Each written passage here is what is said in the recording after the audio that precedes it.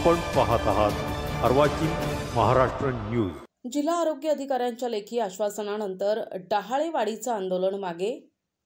त्र्यंबकेश्वर तालुक्यातील डहाळेवाडी येथील आरोग्य केंद्रात एका आठवड्यात पर्यायी व्यवस्था उपलब्ध करून दिली जाईल आणि तात्पुरत्या स्वरूपात एक डॉक्टर, एक आरोग्य सेविका यांची नेमणूक करू असं लेखी आश्वासन जिल्हा आरोग्य अधिकाऱ्यांनी दिलं।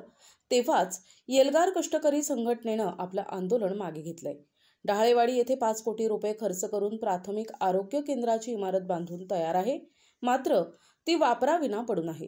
ग्रामीण भागातील नागरिकांना वैद्यकीय उपचारासाठी त्र्यंबकेश्वर, नाशिक, खोटी तसेच मोखाडा तालुक्यातील खोडाळा या ठिकाणी जावं लागतं।